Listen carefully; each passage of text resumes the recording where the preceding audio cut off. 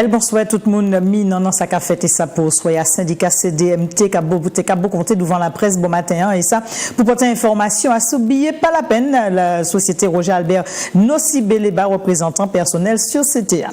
Nous, peuple là, c'est Lys Marcelin Nadeau, qui a mené, que toute propagande est sans dans la commune, qui donc, c'est pas côté commune Carbet, nous joignons. Troisième forum allant tout travail, le RSM a fait en bel liénage, et ça pour l'apprentissage. Princesse Lover qui bat rendez-vous, tout public li rendez-vous qui donc ici à Martinique. Nous qui écoutons sous ça, maman qui a managé, pas d'autre qui Big Tom qui est au micro nous. Restaurant au bout du monde, quand à l'été caricive le groupe Troubadour, nous qui ouais, c'est ni l'occasion pour des belles bagailles, nous qui ouais ça dans Pointe-Tigone. C'est ce titre là qui prend un peu le plaisir de décater bazot dans Pointe-Tigone.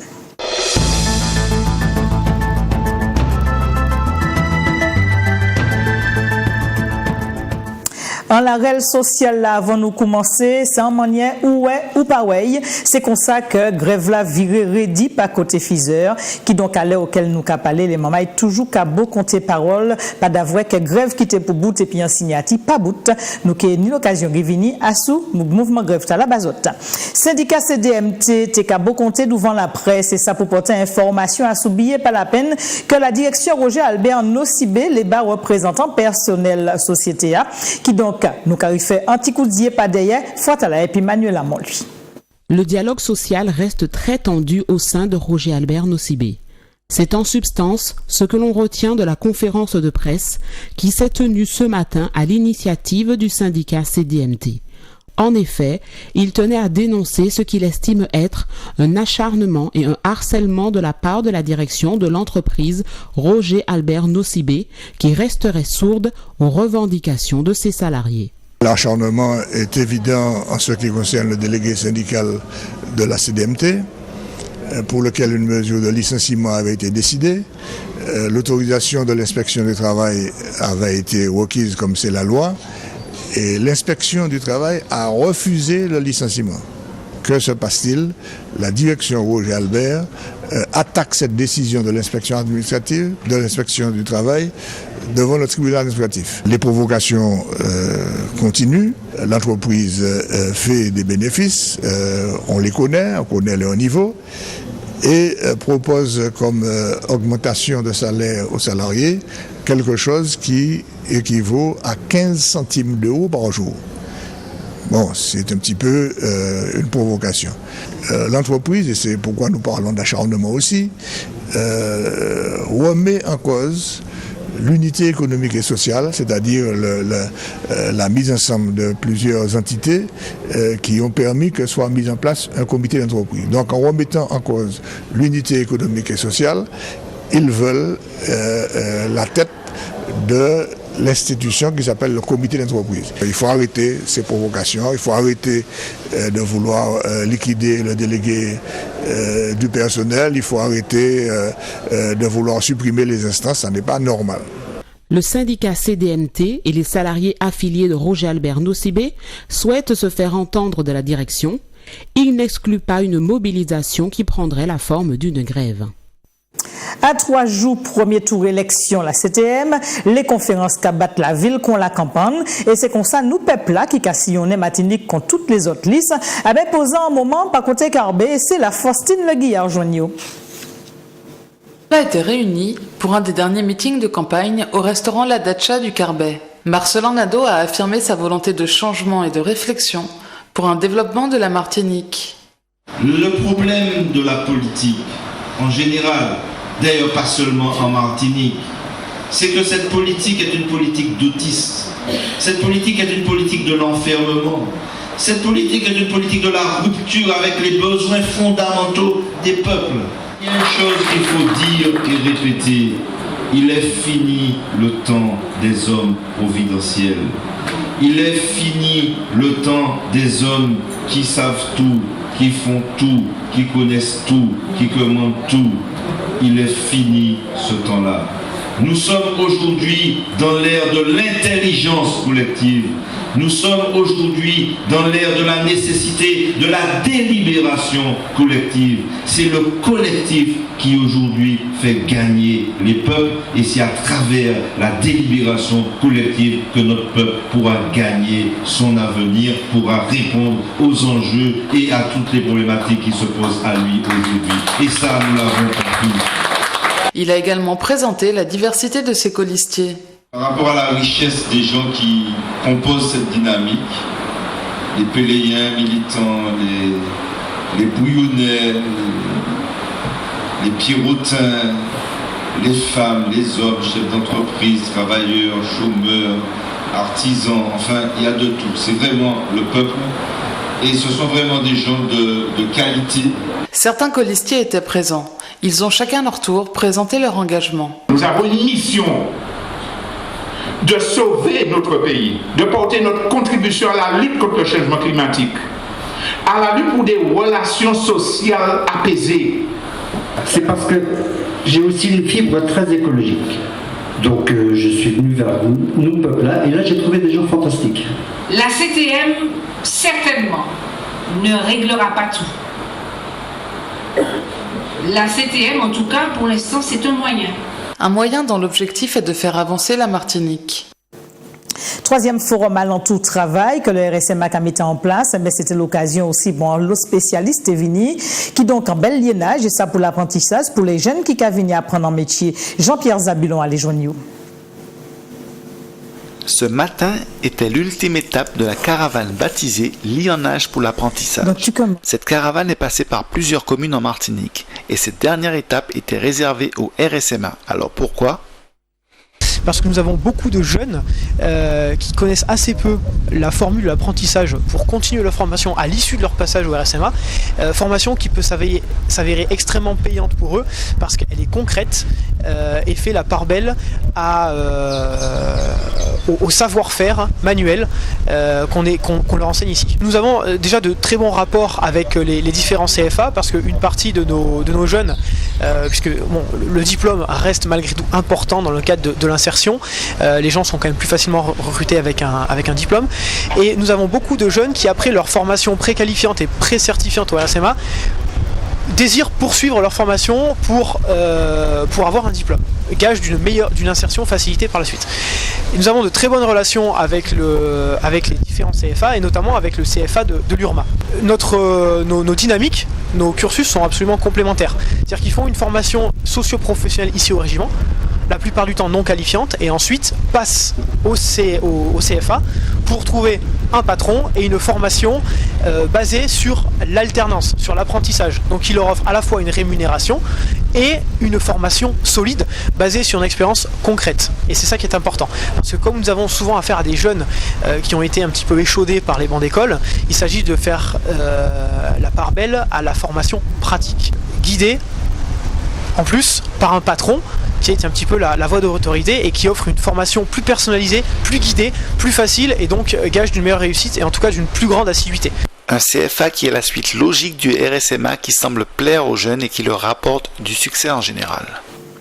Allez, nous allons entrer ça dans un week-end. Si c'est pas chanter nous, c'est aussi des spectacles. C'est qu'on s'en bout de semaine qui venir. Princess Lover qui arrive au pays. Et c'est l'occasion pour y dire rendez-vous. Et ça, public qui a sipoté, vini, qui présente les autres belles chantées. Mais pour parler de ça, c'est Big Tom. C'est lui qui a mené les affaires là. C'est lui que nous jouons dans Bikono. Lui, c'est Big Tom. Vous le connaissez sûrement, auteur de nombreux tubes depuis une quinzaine d'années. Cette fois, il revient en Martinique avec une autre casquette, celle de manager. Manager de qui ? D'une princesse, et pas n'importe laquelle, la princesse Lover qui nous a bercé avec Mon soleil éclaire le jour de vie. Voilà, je suis de retour en Martinique juste pour une semaine, on va dire. C'est très court parce qu'il y a le concert de l'artiste que je m'occupe qui est Princess Lover, qui fait son concert au Grand Carbet du Parc Foal.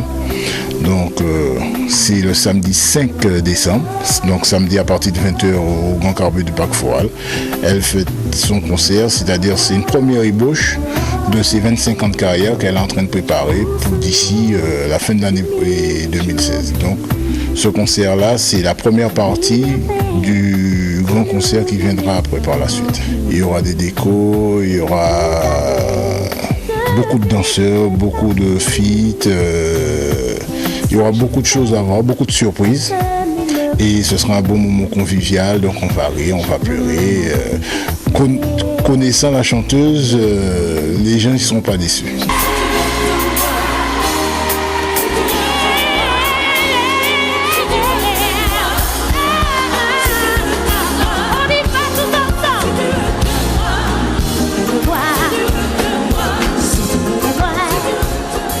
Donc rendez-vous ce samedi au Grand Carbet à 20h. Je suis sûr que vous ne le regretterez pas. Et l'autre samedi, c'était en belle la fête là aussi. Et puis le groupe Troubadour qui t'est qu'à permettre de souffler 50 bougies, présidente Lee. Et puis c'était aussi l'occasion pour le Kiwanis Arc-en-Ciel d'attraper Joujou. Et c'était consacré à bien ça t'est qu'à rouler. Et ça, pas côté au bout du monde. Chanter Noël en cette période de l'année, rien d'anormal. Mais une collecte de cadeaux à l'entrée de ce chanter Noël, ça intrigue. La démarche du Kiwanis Club aujourd'hui, c'est de collecter des dons et de collecter des cadeaux que nous allons remettre à des familles nécessiteuses et surtout à des enfants pour juste avant Noël. Ces cadeaux sont destinés essentiellement à des familles défavorisées.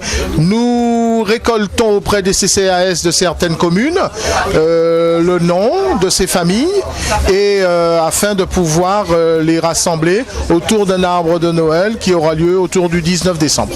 Le groupe Troubadour, à l'origine de ce chanter Noël, avait une occasion bien spéciale à fêter ce soir-là. J'ai la chance d'être née en période de chanter Noël. Merci papa, merci maman. Conçue au carnaval et née à Noël, donc je ne peux que faire la fête.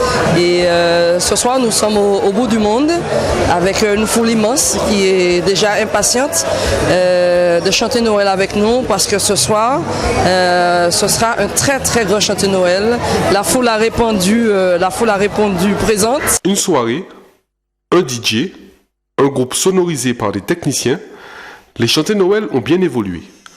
Mais sont-ils toujours traditionnels? Anciennement, les chanters Noël, c'est vrai, étaient beaucoup plus intimistes parce que ça se faisait souvent à la campagne, entre voisins.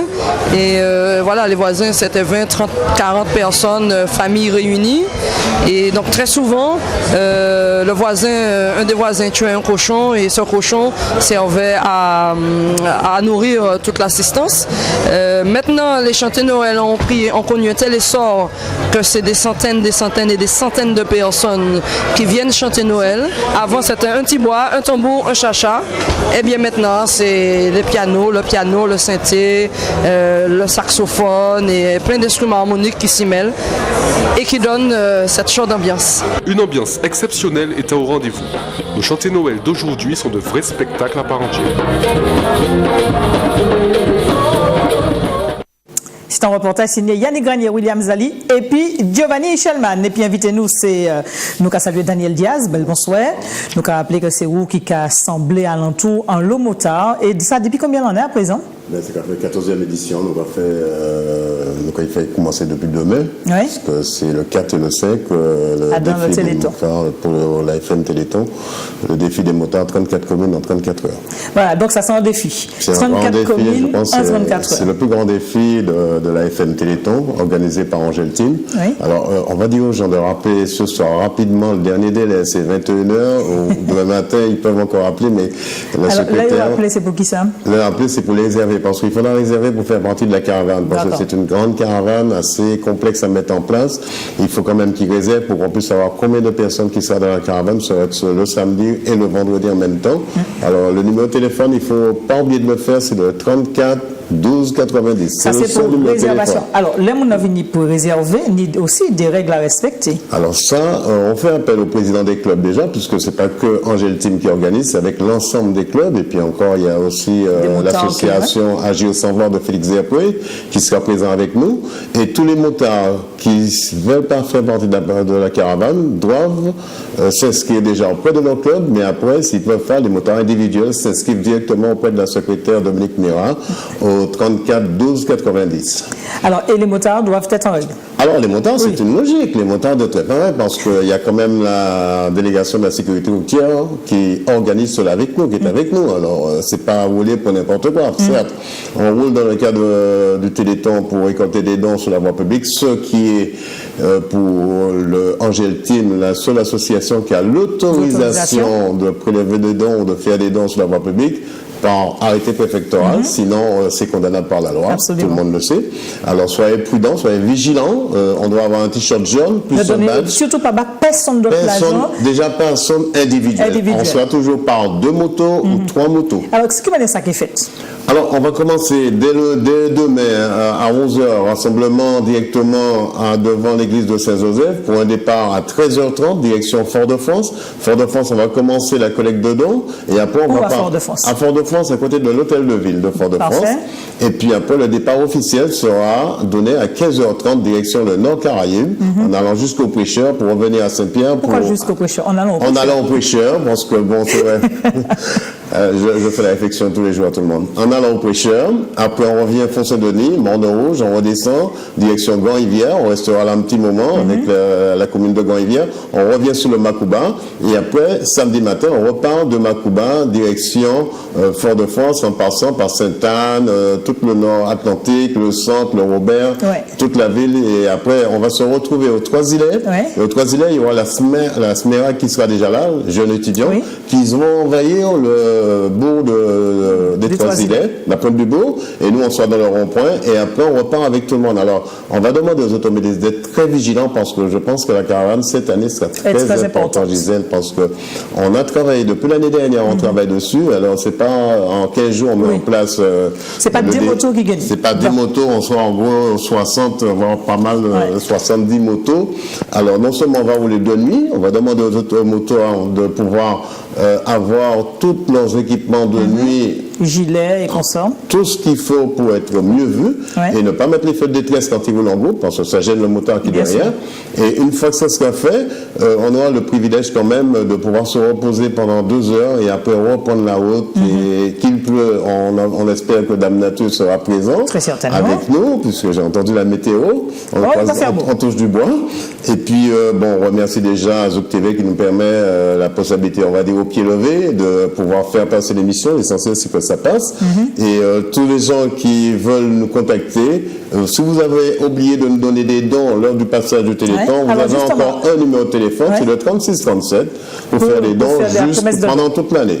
Alors, Daniel, là où questionnait ces communes, est-ce que vous êtes en misia dans chaque commune, peut-être en mamie, papi, un petit mamaï qui met un petit en monnaie, qui mène ça 15 minutes, on reste plus de 15 minutes dans chaque commune. Dans chaque commune. Alors, est-ce qu'il y a des points bien précis que vous avez fixés dans Non, ça doit être, on n'a pas encore, c'est plus pratiquement vers les centres-villes, vers les places, on va s'arrêter. Si on va passer, moto ou péloté. Il y aura des motos en arrière qui rouleront beaucoup moins vite que la caravane pour récupérer les retardataires. On va appeler ça comme ça. Mais il faut savoir que Félix Zerpé sera avec sa voiture en annonçant 15 minutes à l'avance dans la commune l'arrivée de la caravane. Ça veut dire que les gens ont le temps de descendre ou de venir, parce qu'après cette année, ce que nous avons fait, qui est très important, c'est que nous avons créé 5 à 6 groupes de motards supplémentaires pour aller dans les quartiers. Quand on arrive dans le bourg, hop, ils partent tout de suite en mission et pour revenir, pour repartir avec la caravane.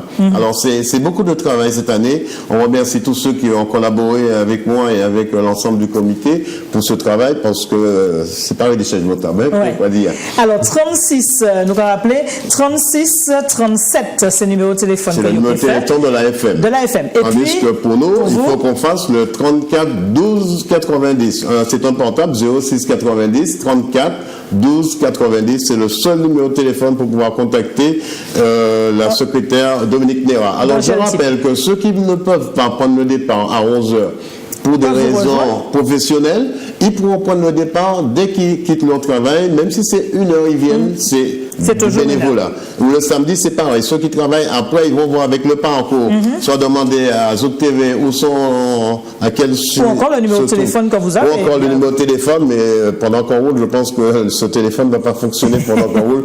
Mais il va quand même fonctionner parce que Dominique, quand même, c'est une femme.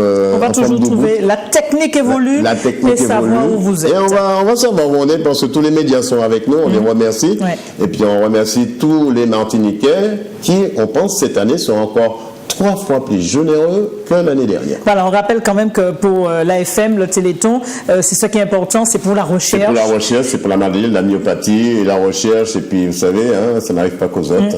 Et on rappelle surtout que la recherche, également, les sommes collectées ne partent pas tout ailleurs, puisque la Martinique également conserve une partie. Est très touchée, concernée, voilà. Je pense, et y a pas que... avec Madame Annie Hervé a dû faire la conférence de presse, elle a dû tout expliquer avec aussi avec l'association AM.